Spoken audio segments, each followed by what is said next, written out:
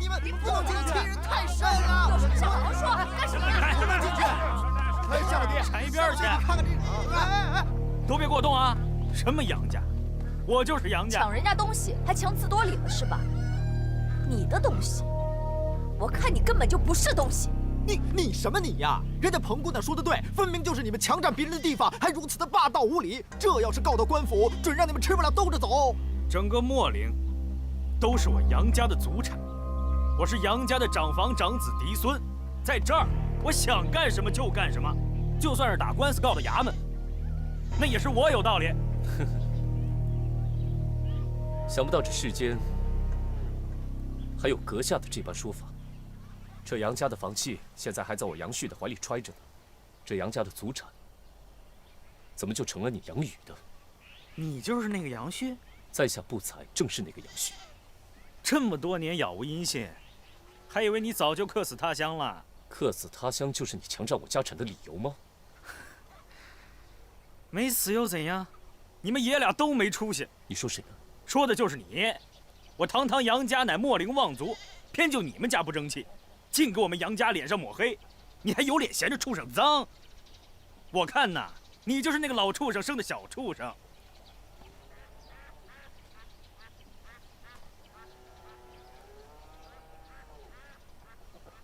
你再说一遍。我说的就是你。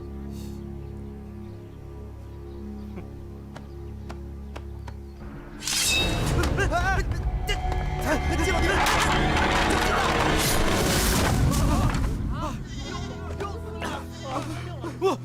怎么样？我的牛！你杀了我的牛，小畜生！我跟你拼了！我私宰耕牛者重罪，你就等着衙门的军票吧你！大人，大胆刁民，见了本官为何不跪？学生杨旭，青州生员。学生有功名在身，依我大明律律，见官可免跪。说的有道理啊！纵然有功名又如何？宰杀耕牛是重罪，你死定了。不是还没判吗？肃静，杨旭，现下你本家兄弟杨宇，状告你屠宰耕牛，可有此事啊？学生敢以请教大人，若律法与条理相冲，当以何为重？律法者，常经也；条例者，权宜之计也。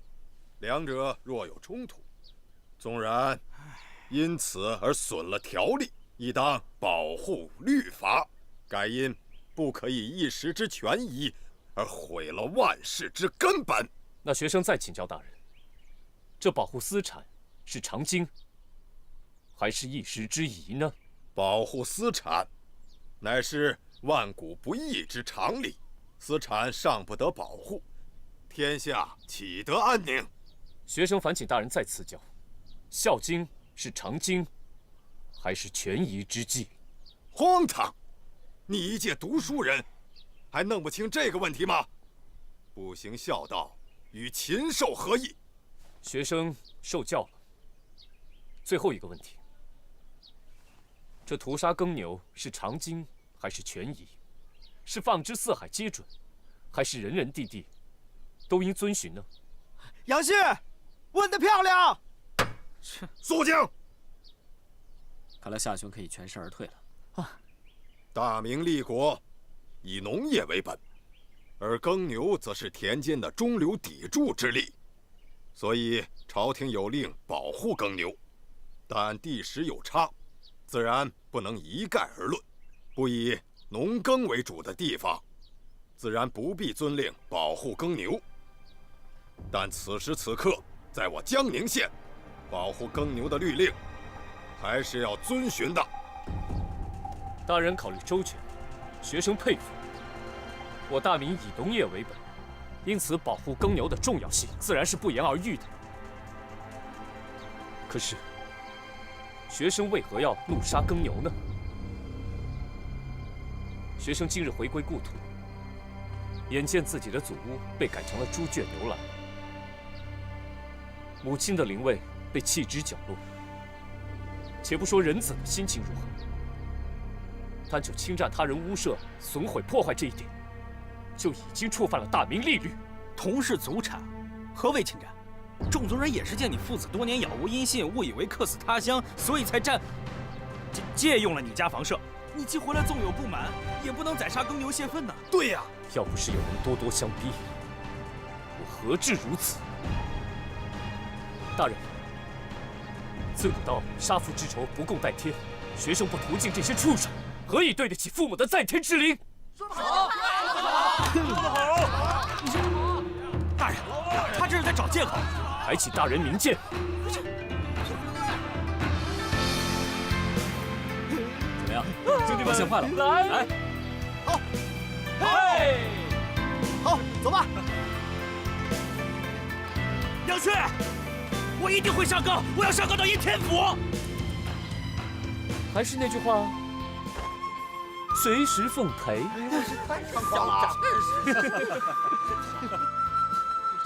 再见了。太嚣张了！跟我作对，我呸！我弄死你！不自量力。我没说你们。杨生远，我们白大人要见你，走吧。白大人，我不认识什么白大人。你们抓错人了！放开我！你们干什么？放开我！放开我！你们到底要干什么？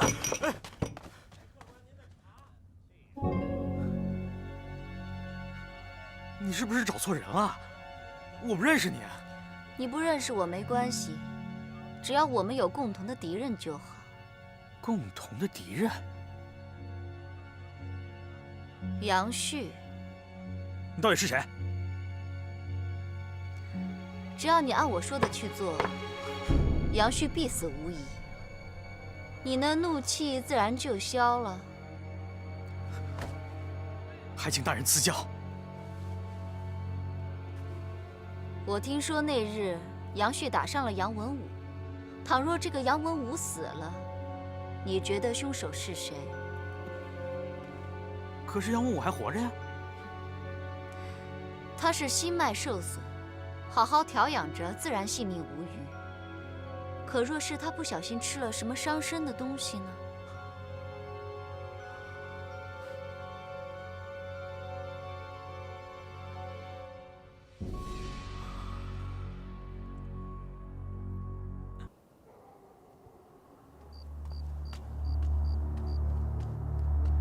拿一个杨旭换整个杨家长房的威望，这笔账你比我会算。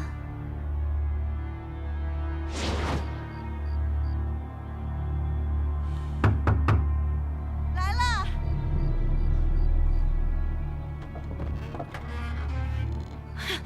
长孙少爷。我来看看文武叔。啊，文武在里边呢，快进来吧，来。长孙少爷有心了，文武在里屋。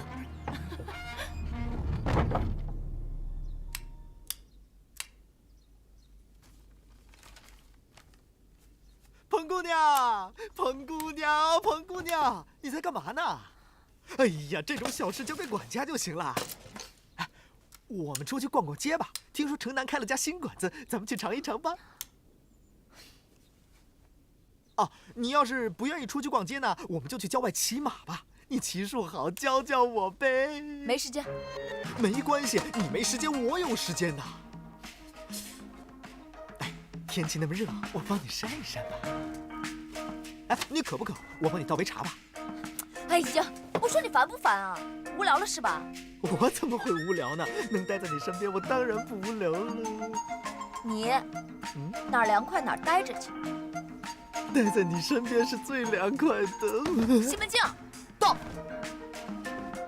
你怎么了？杨旭何在？几位是？我们是应天府公办，特来缉拿杨旭归案。归案？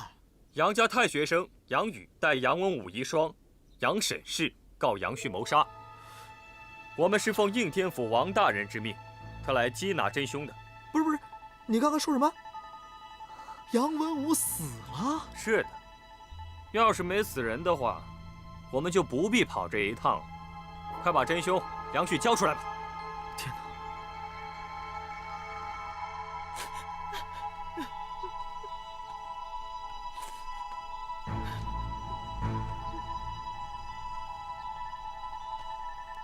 学生杨旭，见过府尹大人。杨旭，县太学生杨宇代杨审事告你谋杀杨文武，你可认罪？杨文武之死与学生无关，学生自然不认罪。启禀大人，杨文武昨夜猝死家中，其惨相学生亲眼所见。杨文武身体一向健硕，绝不会无端撒手人寰。就在前几日，他为救自家经济主脉，与杨旭发生了争执，被杨旭当场打翻在地，这都是我杨氏族人亲眼所见的。就是没错。肃静，肃静。杨生元，你接着说。是大人，学生与族人将杨文武抬送回家，大夫诊言他心脉皆有损伤，是否能救活，全靠静养。可怜的文武叔在床上躺了几日，本来有一些好转，在听说杨旭颠倒是非黑白，影响官司之后，一时气急攻心，这才……如今人证物证俱在，杨旭，你还不认罪吗？回大人，在下赢了这场官司，理据尽战。只是那杨文武他心胸狭隘，一时动了气，才致此结果。这样的结果，由学生来承担，学生自然是不认。根本就不是官司的事儿，而是你不知轻重，打得文武叔心脉尽损。哈哈哈！我告诉你，这就更不可能了。学生敢对天发誓，那天的力度虽然说是重了些，不至于心脉受损，恐怕是哪个庸医一时糊涂，耽误了吧？拳脚无眼呐！我文武叔已经40有余啊，你倒还能跟你这20岁的武夫相比吗？不是你，我相公就是被你活活打死的，大人，你要为民妇做主啊！民妇的相公死的实在是冤呐！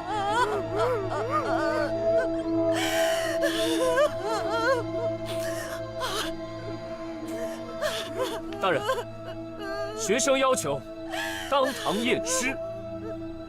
大人，这可万万不可！荒唐！死者为大，人家性命已毁于你手，难道还要让他再受侮辱不成？你这人生性恶毒，若不严处，实难让生者雪恨，死者安息。本官宣判，杨旭杀人属实，罪无可恕，人证物证俱在，现判其处死，依照日月公理。来人，将杨旭收监，应天府衙。哎，大人不公，杨旭冤枉！杨旭冤枉！杨旭冤枉啊！大人，杨旭冤枉啊！杨旭啊，杨旭，这是天要收你，老夫无能为力呀。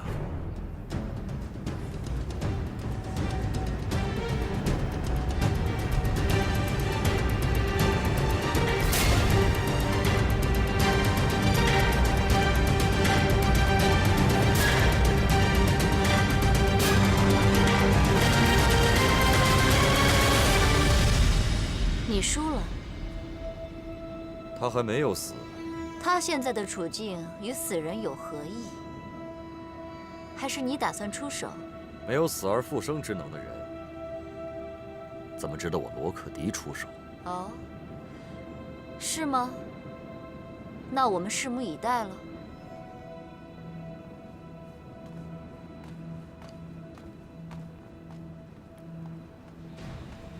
大人，您真的不打算救那个夏寻吗？当然得救，不过现在还不是时候。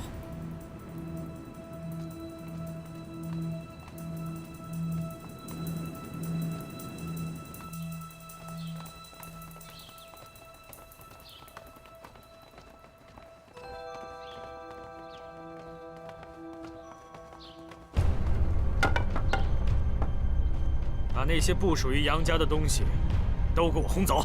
是。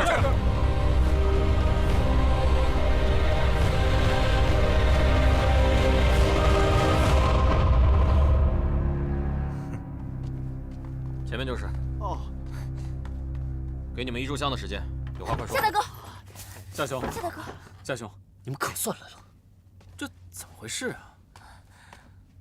哎呀，这下可费了我不少银子啊！我出去给你双倍价钱行不行？好啦，自家兄弟何必当真啊？开个玩笑而已。哎，行了行了，别贫了，正事要紧。夏大哥，他们实在是欺人太甚，他们把我们从杨府赶了出来，还说要把杨旭父子剔除家族的名册，他们居然把杨家夫人的祖坟给挖了出来。我暂时把他安置在道观里，等你出来以后，我们再好好的给他安葬。你这么做甚好。像这对父子在天有灵，估计对本家都心寒了吧？夏兄，那你现在打算怎么办？我倒不是担心杨家的人，我担心的是杨宇背后的人。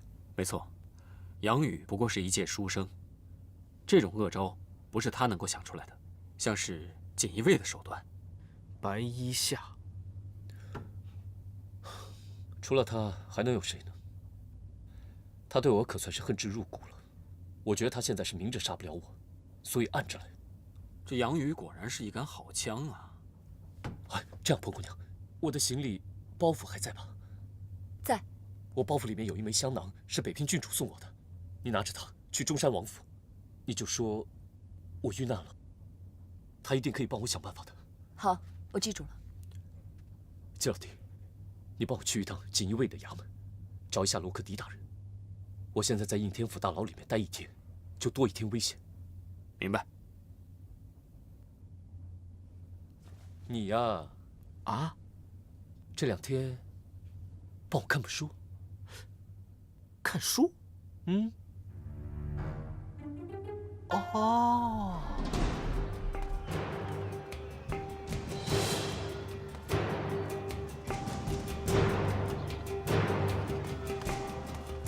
民女彭子琪，求见你们家小郡主，劳烦通报一声。哦，我与你们家郡主是旧识，香囊为证。我们家小郡主至今还未归家。什么？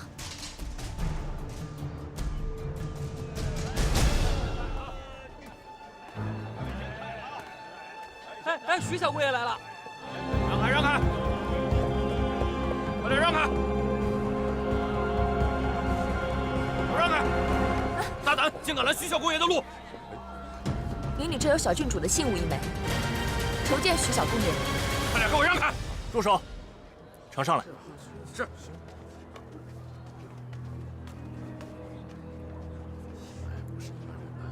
姑娘，你是在何处与我家小妹结识？回公爷，民女与小郡主于北平府相识。北平。起来吧。谢徐小公爷。街上杂乱，姑娘随我回府再说。好。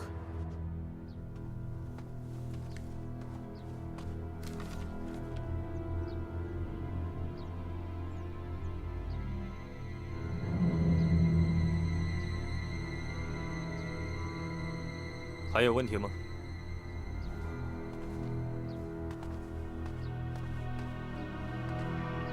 没问题就赶紧叫人吧。好。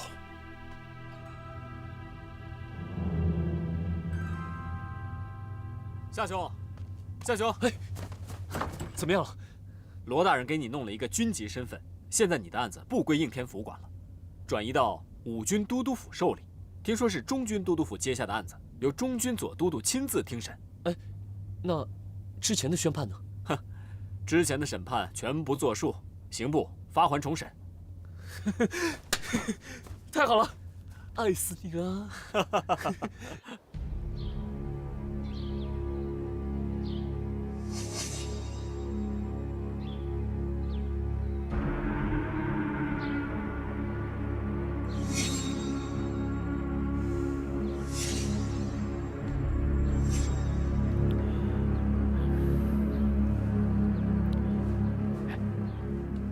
徐大都督怎么还不来？回大人已经着人去催了。啊！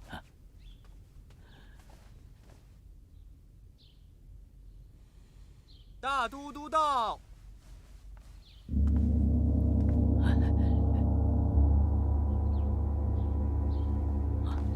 大都督。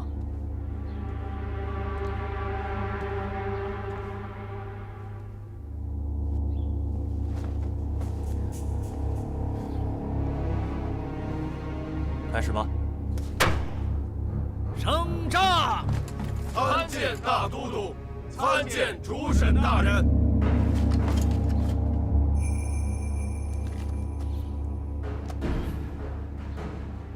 杨旭，现有国子监太学生杨宇，待杨审时告你谋杀杨文武，你认不认罪？杨旭不认罪。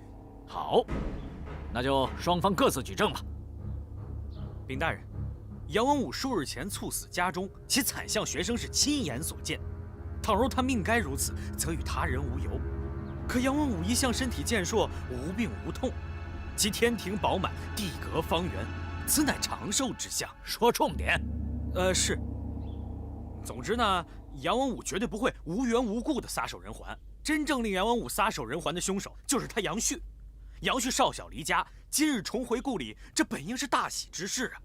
只是杨家旧宅受风雨侵蚀多年，年久失修，他早已是破败不堪。停！跟你们这些书呆子打交道真是麻烦，啰里吧嗦说半天全是废话连篇。学生惶恐，学生会尽快收到的。刚刚学生说到哪儿了？哦，对，杨旭归家，杨旭归家并未提前告知任何族人，这如何能让我们早做准备啊？结果他一看自家旧宅残破至此，不由分说的就将错责全部怪在了众族人身上，还丧心病狂的屠杀了族人寄养的耕牛。你能不能说重点？说不到重点就别说了。哦，杨文武要阻止杨旭杀自家的耕牛，结果反被杨旭毒打，当场呕血，心脉皆损，挨不到几日就去世了。所以杨旭是杀人凶手。说完了？啊，说完了。该你说了。是大人。在座的诸位大人想必都是习武之人，我想问一个问题：诸位大人对于自己的拳脚力度，又究竟了解多少呢？就由这位大人替所有的武官来回答。这么说吧，倘若只有一身蛮力，这下手自然不会知道轻重。但若是修习行家功夫呢，这拳脚的力道，倒也能控制得住。真正有道行的高手，那一拳一脚都是能收放自如的。这就是我想说的第一个问题。杨旭自幼习武，对于自己的拳脚力度十分的有分寸。那天我承认，我的情绪是有些激动，下手是重了一些，但是下手的力度绝不至于将人致死。第二，大人，我想请当日给杨文武看病的大夫，请上来当堂问话。准。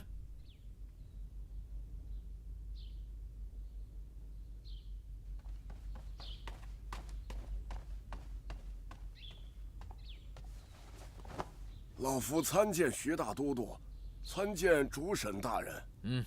老大夫请起。老大夫，恕晚辈无礼。晚辈想知道，当日你给杨文武看病的时候，他的状况如何？老夫当日诊断的时候，杨文武的心脉确有损伤。听见了吗？就连大夫都这么说。杨旭，你还不承认自己的杀人过失？大夫他还没有说完呢，你着什么急啊？杨文武的心脉是有损伤，没错。可老夫也说过，就照老夫开的方子，好好的调理下，少些情绪躁动，他的性命是有保障的。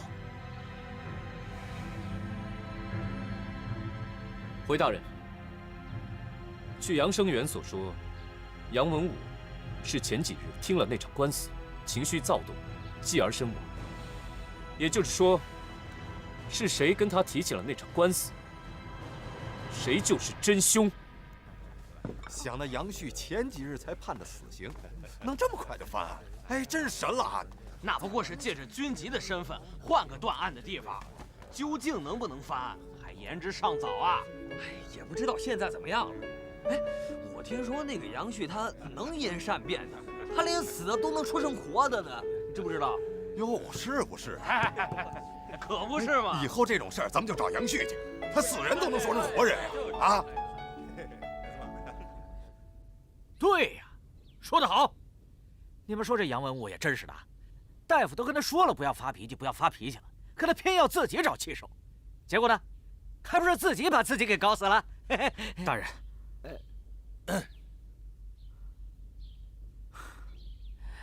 注意点。是。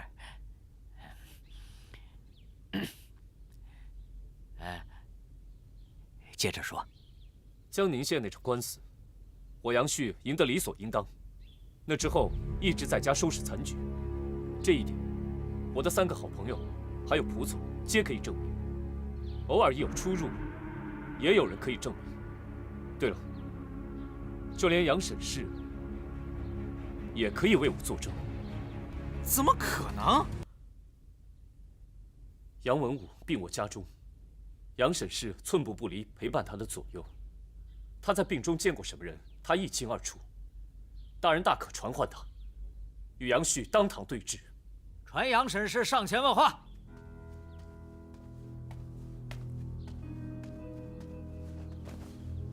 民妇杨沈氏见过徐大都督，见过主审大人。杨沈氏，本官问你，在你夫婿卧床期间，可曾见过杨旭？回大人，不曾。哦，那如此说来，杀害你夫君的真凶，便不是杨旭。大人，分明是杨旭打伤我夫君在前。若不是他，我夫君怎会心脉受损，又何至于暴毙身亡？沈娘莫急，我这第3遍是要找出杨文武的真正死因，还死者一个清白，也还我自己一个清白。大人，杨旭恳请当堂验尸。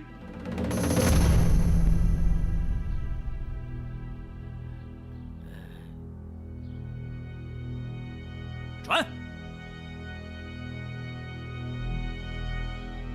哎，我跟你们说啊，杨旭他要当场验尸啊！哎呦，胆子这么大呀！我还是去看看吧。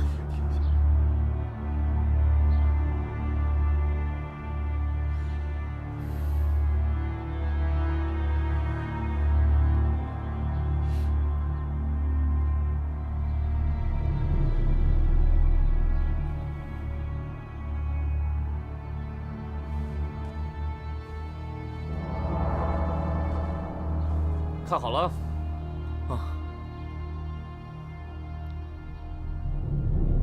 禀告大都督，主审大人，尸体已勘验完毕。什么结果？回大都督的话，死者确实是猝死无疑。据《洗冤集录》所记，死者眼开而睛突，口鼻内皆有清血水痕迹，满面血印而赤黑，估计死者生前有被外物压塞口鼻。还有被植在死者的鼻腔之内，发现了些许颗粒，初步判断是夹竹桃的花粉，此花粉性毒，易使心脉受损之人得心悸猝死。知道了，你先下去。是，大人。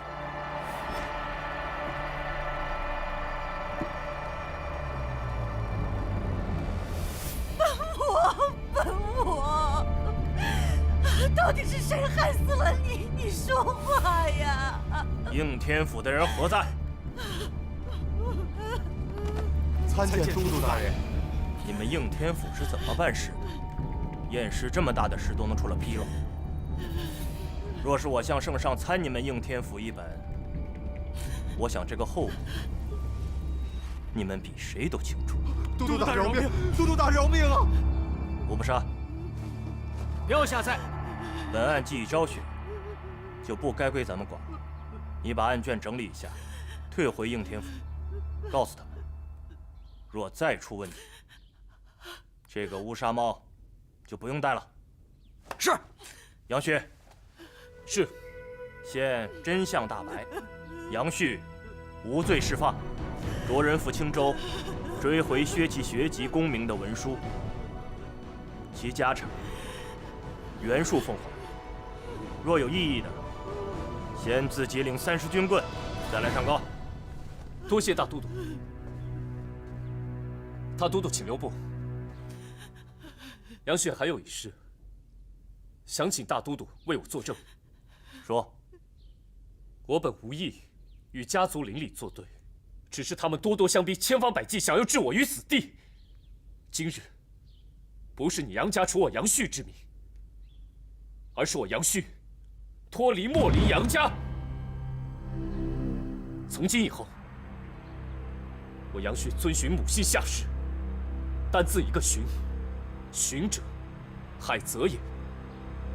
海纳百川，有容乃大。之前发生过所有的事情一笔勾销。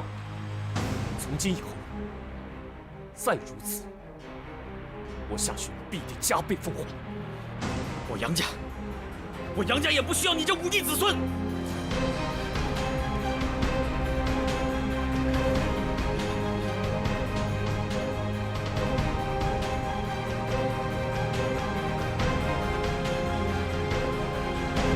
恭送大都督。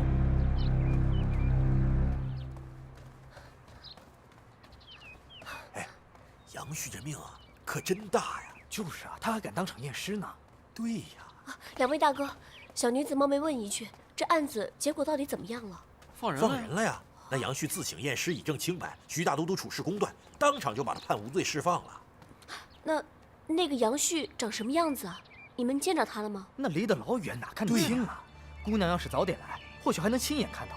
现在人家早就走了。啊，谢谢。走吧。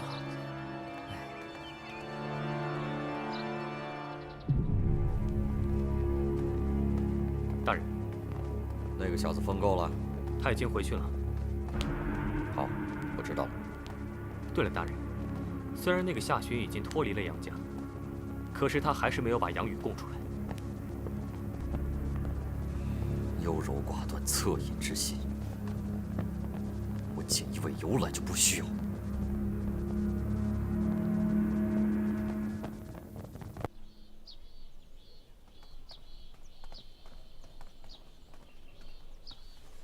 哎呀，乖儿子呀，越来越乖了，越长越高了，是不是？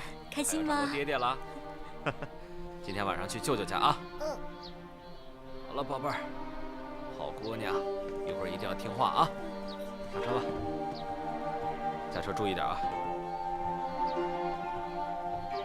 当年要不是你把我们赶出家门，我爹就不会死了。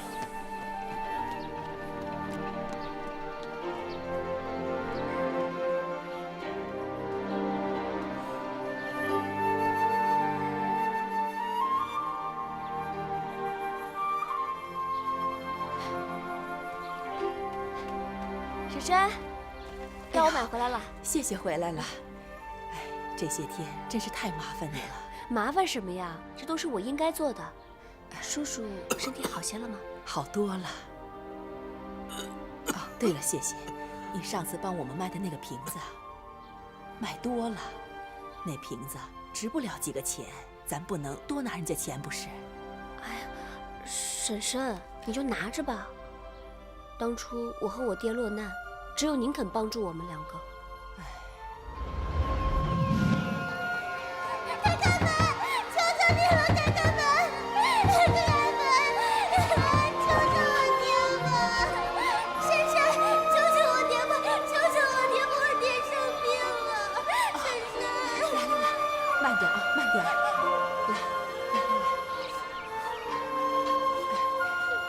快把药给你爹拿去吧啊！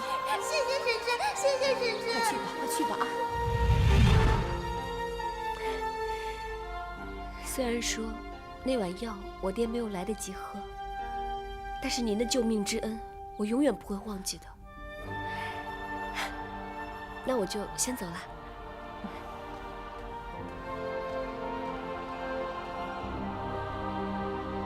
爹爹，要是您还活着，那该多好啊！还有啊，你们听说没有？客官请。那个谢世豪谢员外的生源啊，也是花钱买来的。真的？你想啊，生源不用交赋税啊，这谢员外家也不交赋税，这岂不是只进不出？这谢员外就跟那貔貅一样，只吃不拉。胡说八道什么呢？是不是胡说八道？公堂上走一遭便知。你是谁啊？叔父，我是谢谢啊。当年你冤枉我偷了你的珠宝，把我和我病重的老父亲赶了出去，你不会不记得了吧？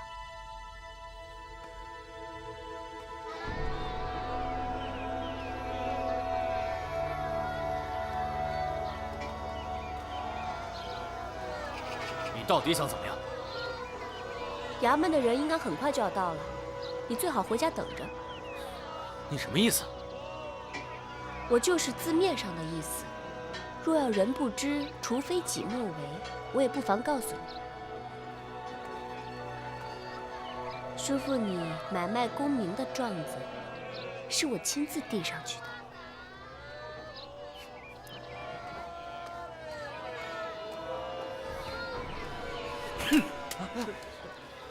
老爷息怒啊！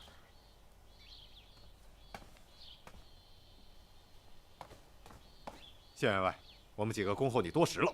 什么事情，这么兴师动众的？叔父，我还以为要一炷香的时间呢，没想到这么快就来了。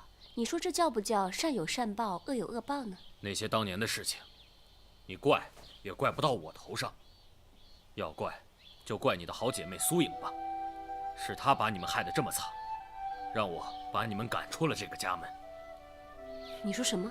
想当年，你的好姐妹为了和她那相好的私奔，偷了我家的东西，反而陷害了你们。就算如此吧，其实你早就想赶我们出去了，有没有苏颖其实都一样。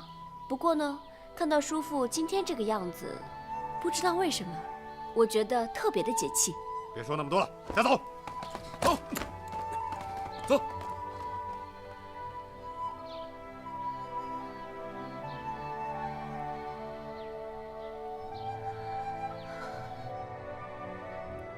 爹，我终于让那个谢世豪得到了应有的报应。可是你却看不到这一刻。爹，你回来好不好？我好想你啊，爹。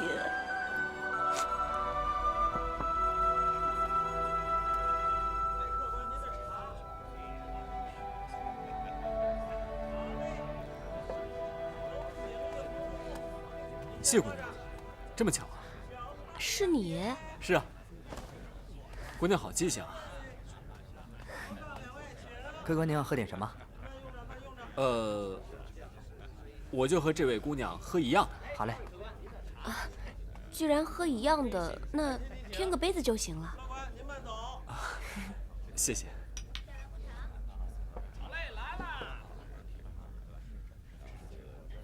哎，对了，你怎么会在这里？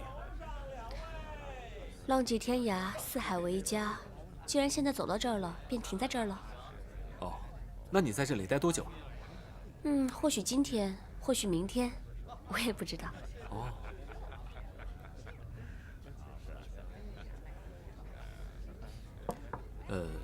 谢姑娘，季某有件事，不知当讲不当讲？跟我讲吗？说吧。其实，在北平第一次见到谢姑娘，季某就觉得谢姑娘美若天仙。季某对谢姑娘一见倾心。而后，因燕王府之事，季某有幸和谢姑娘共进出。季某发现，谢姑娘虽然，言语犀利，但却是一个热心肠之人。季某对谢姑娘更加倾心。如果有幸可以和谢姑娘共结连理，那季某……等一下。怎么了？实在是抱歉啊。我知道季大哥是好人，可是我还在母亲腹中的时候就已经被许了人家了，所以季大哥你一表人才，一定能够找到更好的。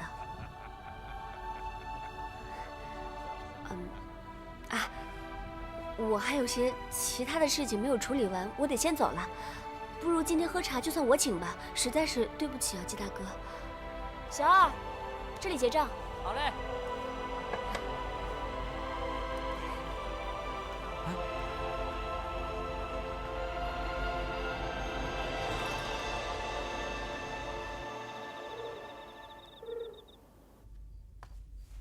哟，我说季老弟为何不愿意与我们在一起啦？原来是在这里一个人独享佳酿啊！唉，怎么了，季老弟？为什么事情烦恼啊？北方有佳人，绝世而独立，一顾倾人城，再顾倾人国。宁不知倾城与倾国，佳人难再得。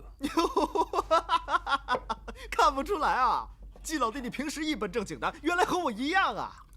呀，不知道是哪家的千金如此有幸，能成为季老弟口中的佳人呢？我今天见到他了，我也跟他表明了心迹，可没想到，人家有婚约在身。有了婚约又如何？不是还有解除婚约的吗？哎呀，高门大户就有些麻烦。但如果只是小门小户，那就简单多了。你既有功名在身，再谋个官职，小门小户恐惹官非，还不乖乖把婚书双手奉上？到时候你就和那佳人比翼双飞吧。哎，可是现在补缺从事，这得等到何年何月？哎呦，在这里当然排不到了。要排得去北平，再说北平有燕王在，都有个照应啊。西门兄妙计呀！我明日一早就启程。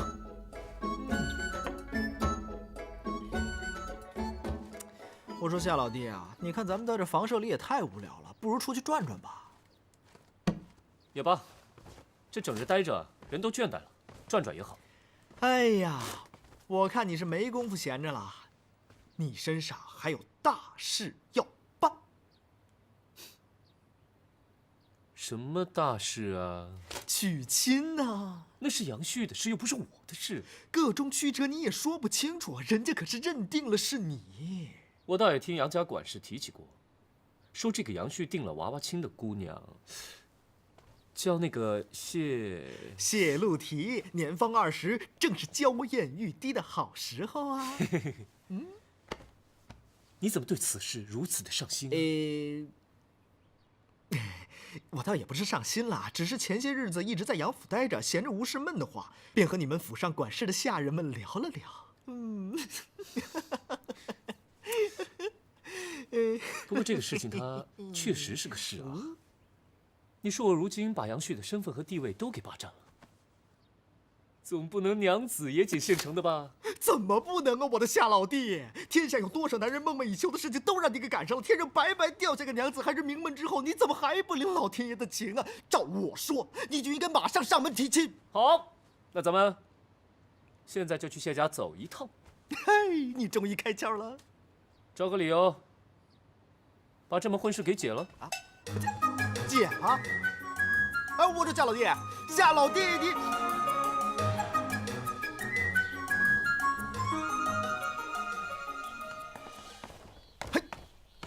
哎，怎么样啊？听周边的人说，谢家10几年前就卖了宅子，搬走了。搬走了？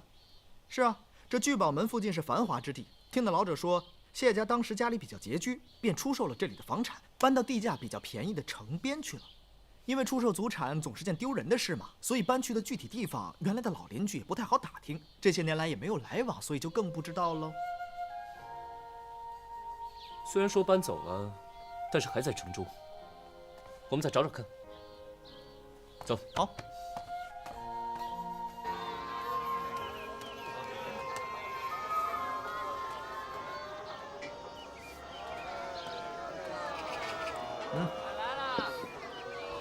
如何呀？这谢家也真是够惨的。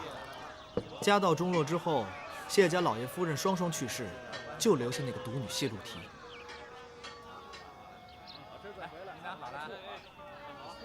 这个谢家大小姐，想必也是从小养尊处优长大的，经历了这么大的变故，独自一人流离失所。也不知道他如今是否平安。我说夏老弟，你不是说无意迎娶，取消婚约吗？可我怎么看来，你这倒是满心惦念着那个谢露缇谢小姐呀。我这个不叫满心惦念，这叫怜香惜玉，好吗？我夏某从小也是在街巷中长大的，深知世事的险恶。想他一介名门出身啊，遭遇如此的变故，难免会令人唏嘘。哎呀，做人要厚道啊！哎，你看，要不这样吧，我们去你那准岳父的坟头上炷香拜一拜，也算是对谢府有个交代了。走，店家。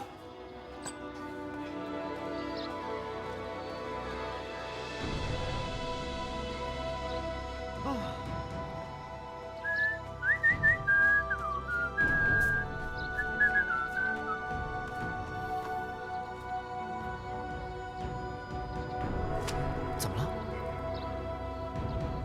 这怎么有个姑娘？过去看看。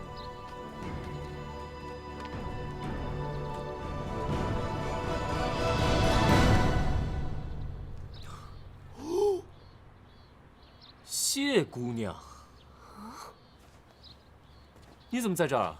我为什么不能在这里啊？那你们为什么会在这儿啊？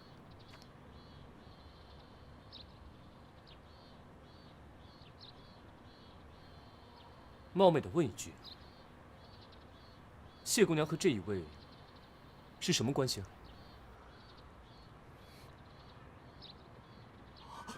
夏老弟，莫非那个谢露缇姑娘？你当真是谢府千金谢露缇？你怎么会知道我的本名啊？可是那雨飞二字，那是我为自己取的小字。谢姑娘在儿时的时候，是不是父辈曾经为你许下过一门亲事？是一门娃娃亲，对方叫杨旭，是这样吧？你是怎么知道的？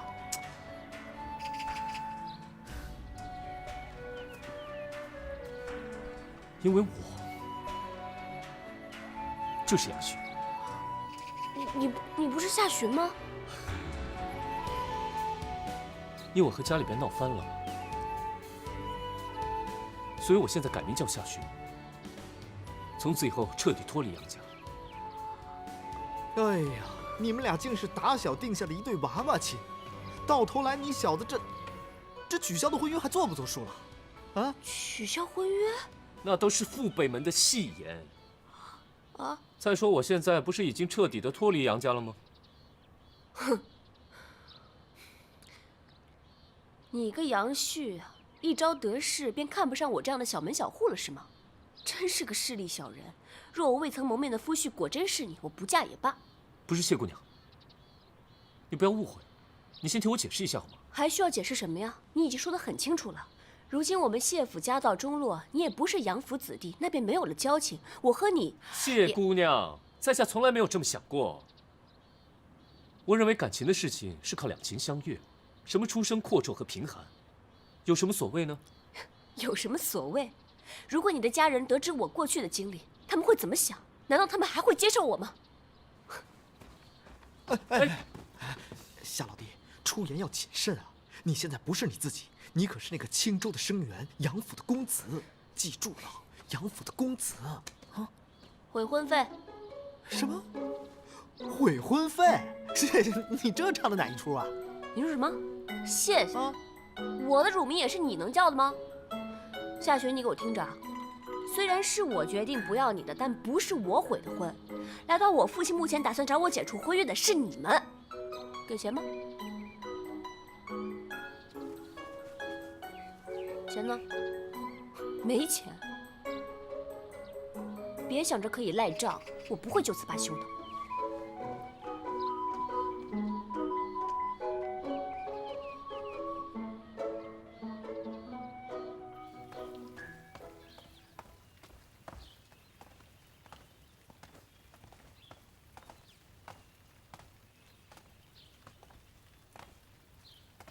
嘿，还真不拿自己当外人啊。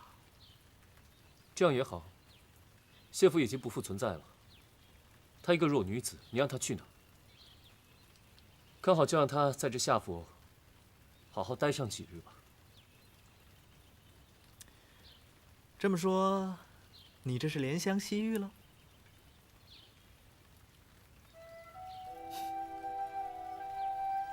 我这回确实有些心疼了。家破人亡，四处漂泊，他曾经所经历的，正是我现在所经历的。我怎么会不懂呢？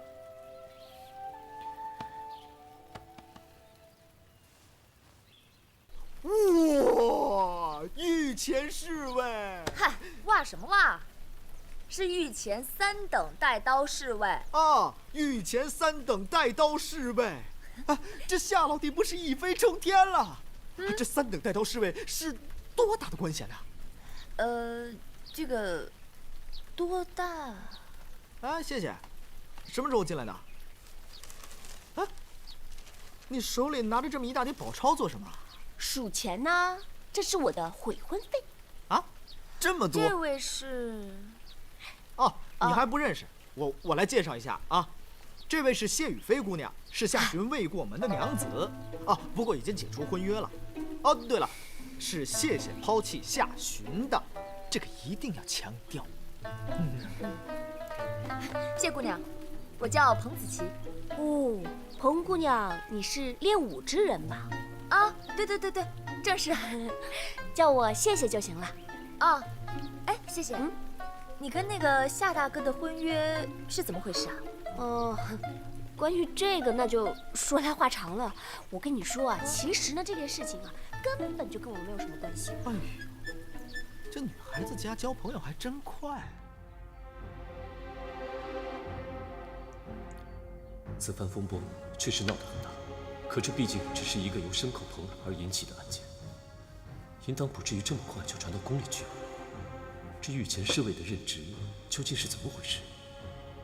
也罢，此次来到墨林的目的就是自立门户，借此寻求机会引起朝中的注意。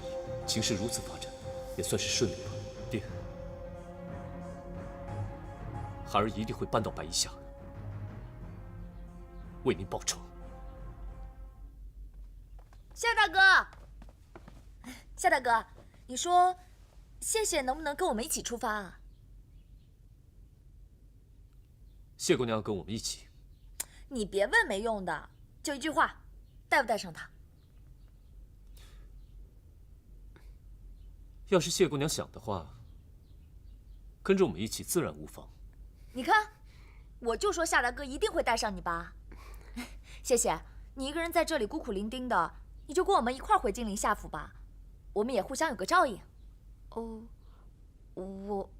我一个人也能过得很好。那当然了，谢姑娘无论身处何地都可以叱咤一方，这一点夏某知道。只不过这次我夏府这个地方倒是有所不同。有什么不同啊？因为我已经在附近考察过一番，我们夏府这个地理位置啊，可以说得上是得天独厚，一左一右，一边是花鸟集市，一边是珠宝铺子，这赚钱的机会啊，可是遍地都是啊。真的？真的。哎，谢谢啊，你就跟我们一块儿去吧。等到时候我发了大财，我一定请你吃好吃的。那我呢？你如今是御前侍卫，拿着朝廷的俸禄，还让我请客。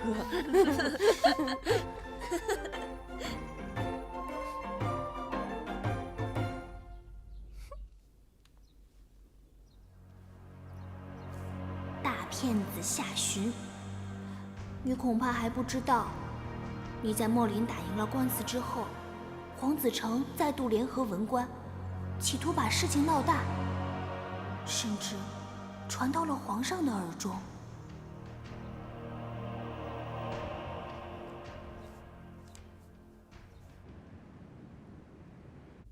回皇上，宫外传来消息，太学生们嚷着五军都督府处断不公，他们先是去了国子监，接着是贡院、礼部，还向御史拦街陈情，现在又去孔庙哭诉了。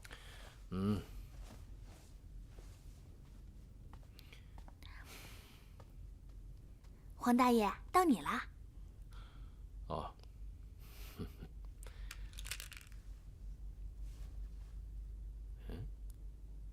哟，几日不见，棋艺见长啊！哎，黄大爷，那太学生们闹事，闹的可是杨家和夏洵的官司。你要不说这事儿，我倒忘了。这场官司啊，听说你们中山王府也掺和了一番呢。文官闹事是黄子成在背后，那个叫夏洵的，又有你们中山王府撑腰。你要知道，我最见不得的，就是官员们在私下拉帮结派啊！小机灵鬼，不许在黄大爷面前装傻。说吧，这个叫夏洵的，跟你们中山王府究竟有什么关系啊？为什么你们要那么维护他呢？明儿这可是为了报恩呢。报恩？此话怎讲？那日我贪玩，去北平探望姐姐，狩猎的时候情形危急，夏洵他舍命救了我。哦，此事我倒是有所耳闻。原来救你的人就是夏洵呢。如此说来，你是为了报他的恩，这才请你的兄长出手相助。正是，我哥哥其实不认识夏洵，那个夏洵是明儿的朋友。明儿虽说是女儿家，却也懂得知恩图报的道理，欠人恩惠，自当报答。再说，明儿可不是不讲是非，助其为恶呀。那杨家人实在是欺人太甚了些。照我看来，夏洵更名换姓，彻底脱离杨家，实在是情理之中。小小的人儿，说话倒是挺有气魄的。黄大爷教得好。小机灵鬼真是会说话。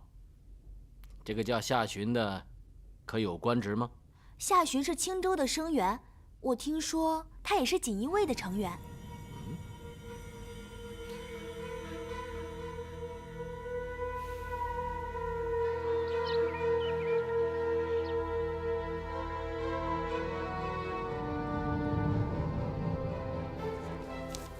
既然是小郡主的一番话，让我当上了这个御前侍卫。这小郡主还真厉害啊！皇上竟然对她言听计从。西门兄，你糊涂了。小郡主她哪有权利去插手朝中之事？皇上让我当上这个御前侍卫，是在和文官置气呢。这是什么意思啊？小郡主呢，固然在皇上面前为我说了不少好话，但是不至于让我这个小小的锦衣卫一夜之间栖身于朝堂之上。皇上是看不惯黄子成带着一群文臣闹事，所以呢，就封我做了这个御前侍卫，来为武官增势。这皇上果然不是一般人能做得了的，高，实在是高。朝中文官结党，他便提拔武官来分庭抗礼。你夏洵被那黄子成贬得一文不值，他偏要你处在那大殿上来煞上那些文官们的戾气，果然是妙招。夏大哥，今天是你第一天上朝，可别迟到了。时辰到了，的确该走了。哇，这身官服也太适合你了吧，简直是英气逼人啊！是不是啊？谢谢。想不到你穿上这身飞鱼服，还真是人模狗样的嘛。你这狗嘴里还真吐不出象牙了。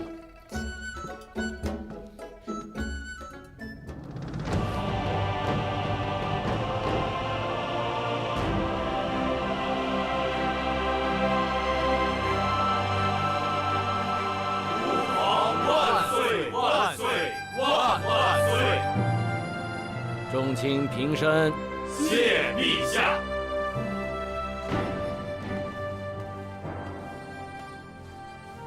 启禀陛下，臣张信奉旨查春闱科考案，今日复旨。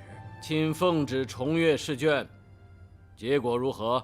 陛下，朝廷取士只以文章定优劣，务求公道，以服天下。臣等遵陛下旨意，仔细复审，特别留意北方举子的试卷，发现南北两地考生的成绩确实相差悬殊。张青真是公正严明，好会做戏呀！朕呢，早就收到密奏，你和前任的主考官刘三五串通一气，就因为你在朕的身边行走，朕还不信。想不到，果如其言呐！陛下，这是蓄意污蔑。臣自受皇上斥责，禁足府中，不曾离开一步，如何与张信大人串通？北人不能上榜，非是我等舞弊。原因实则有三。原因为何？你且道来。其一，北方人不兴礼教，故而民间相学之风不盛。